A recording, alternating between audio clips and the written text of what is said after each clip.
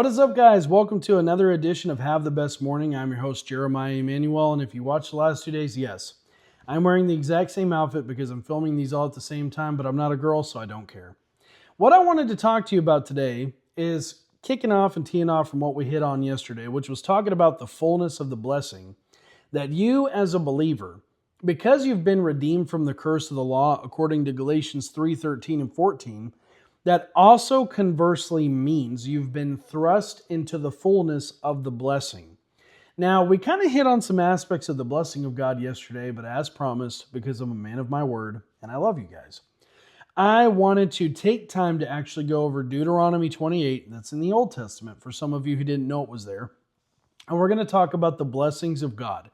Now, I'm letting you know up front, a lot of this is going to be straight reading from just Scripture, because I want you to catch things on your own. And if we have to go a few days on this, I really don't care. We'll see what happens. But the blessing of the God is not something that one can mentally contain in, a 10-minute session or a 100-minute session. You will be learning about the blessing of God every single day for the rest of your life and into eternity. I promise you about that. Why? Because God is a good God, and because He's so multifaceted and His mercies are new for us every day, there's always new aspects of the blessing that we're going to discover that come upon us as we do what His Word says to do. So without further ado, that's a lot of do's. Let's read Deuteronomy 28, verses 1 through 14. Listen to this. It says, "Now it shall be, if you diligently obey the Lord your God, being careful to do all His commandments, which I'm commanding you today, that the Lord your God will put you high above all the nations of the earth. And all these blessings," get your ears perked up, "will come to you and reach you if you obey the Lord your God. Blessed will you be in the city. You'll be blessed in the country." So no matter whether you're in the metro or in the outskirts, you're blessed. Doesn't matter. You can't say, "Well, I don't have a lot of salespeople because I live in Roanoke, so not a lot of people in this community." Doesn't matter. God will bring people to where you are to make sure that you're blessed. So you ain't counted out because there's too many salesmen. You ain't counted out because there's not enough clients. No matter what it is, God will ensure that part of the blessing is whether you choose the city or whether you choose the country, you will be blessed. You will always be in the mix of having an influx. Let's keep going, or else I'm going to stop and preach on all these things, and we're going to be talking about the fullness of the blessing for 942 days, like a Nancy Dufresne series on steroids, which I love Pastor Nancy. She's awesome. She's been on In Christ I Can for 9 years or something like that. But verse 4, "Blessed will be the children of your womb." That's awesome. "The produce of your ground and the offspring of your animals, the newborn of your herd and the young of your flock." That's powerful. "Blessed will be your..." Of course, it has to be now that the ice cream man comes around, demoniac. Anyways, verse 5, let me just talk louder. "Blessed will be your basket." It's gotten louder. As I said something, as soon as are you hearing this right now? I know you are. I'm about to hit the emergency tongues. We'll give them 2 seconds. I don't think they can hear it on that mic. They might be able to. I don't know. And we're leaving all this in. I don't really care. All right, so anyways, let's not get distracted. Back to verse 5. "Blessed will be your basket and your kneading bowl." What you contain, what you make, what you put an effort into, it's blessed, if you will diligently obey the Lord your God and be careful to follow all of His commandments. Let's move on. Verse 6. "Blessed will you be when you come in. Blessed will you be when you go out." Now, that's actually a doormat that I have at my house. You can buy one at Jerry Savelle Ministries, and no, I'm not just pitching novelty products to you. It's a powerful idea that Brother Jerry had to make a doormat that goes outside of your door. So when you are coming into your home, on one side it says, "I'm blessed going in." When you're leaving, it says, "I'm blessed going out." And it's a constant reminder that no matter where you are, in your comings and goings, you're blessed. So if you want to check those out, I'll throw the link in the description for you. And you'll be able to get you one, because I love them. Every time I step out, I'm reminded of it. When guests come over, Amazon guy comes by, you can see a reminder that the blessing of God operates on your home. So let's see, verse 7, "The Lord will cause your enemies who rise up against you to be defeated by you. So Jesus, please do that with the Internal Revenue Service. Thank you. They will go out against you one way and will flee at your presence 7 ways. So when you show up, they're gone. They take off. They don't want no static with you. That's powerful.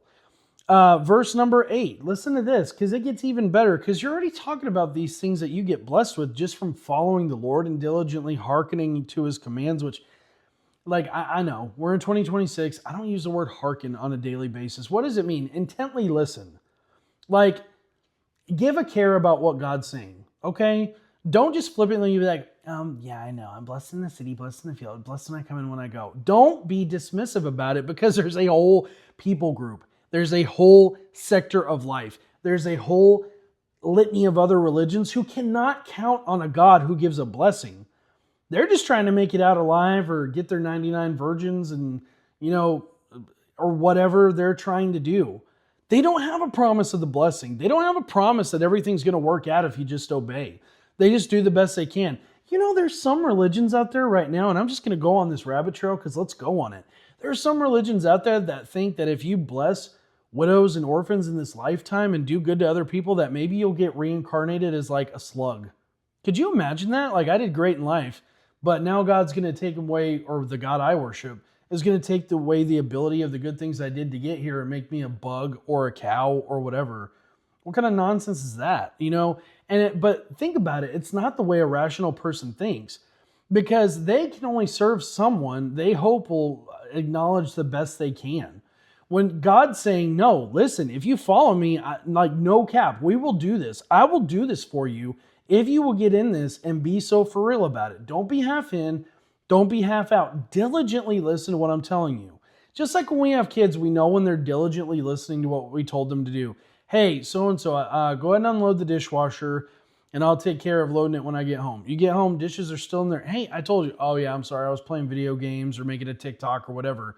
They're not diligently listening. So you never want to be in that mode, in that position when it comes to God, especially when he's laying out, hey, would you like a life where you don't have to stress about anything? Yes, please sign me up. Great. All you have to do is this: diligently hearken, listen to my commandments. It's that simple. And so when we get to verse 8, it gets even better. The Lord will command the blessing for you in your barns and in everything you put your hand to, and he will bless you in the land that the Lord your God is giving you. So not only will he give you a land, he's going to fill the barn that's on it. What does that mean? He'll give you a place, he'll give you a position, he'll give you literal land, and he will go before you. A lot of the people that are out there praying for the blessing need to be praying for the obedience to diligently hearken his commands, because that's what it takes. Not God saying, oh, you know what? Well, this guy's kind of dumb with his money, but 4 of his friends prayed for him to have more of the blessing, so I guess I'm obligated. Not how it works. He's saying, you want my blessing? Diligently listen. Do what I've commanded. That's all that it takes. Why? Because obedience is the equalizer. That's all that it takes is obedience. Follow what he said to do. Let's cover some more, and I don't even think we're going to make it through all these, but I'm going to try. So, verse 10, all the peoples of the earth will see that you're called by the name of the Lord, and they'll be afraid of you. And the Lord will give you more than enough prosperity in the children of your womb. So before your kids come out, they're already blessed. In the offspring of your livestock, the produce of your ground, in the land which the Lord swore to your fathers. The Lord will give you and open for you his good storehouse, the heavens, to give rain to your land in its season, and to bless every work of your hand. You will lend to many nations, and you will not borrow. And the Lord will make you the head and not the tail. You'll be above only and not beneath, and not underneath, if you will listen to the commandments of the Lord, your God, which I am commending you this day to follow them carefully. And do not turn aside from any of the words which I'm commanding you today to the right or to the left, to pursue other gods to serve them. So what is he saying in a nutshell, just to sum this up? And that ice cream truck just came back around. Anyways, here's what he's saying. Listen to me diligently, do what I've told you to do, and don't deviate. That's all that it takes. And I think we need to take another day to talk about the blessing. So I will be back again tomorrow. We're going to hammer out more of the blessing, and we're going to go to Proverbs this time for that. But until tomorrow, love you guys. Bye.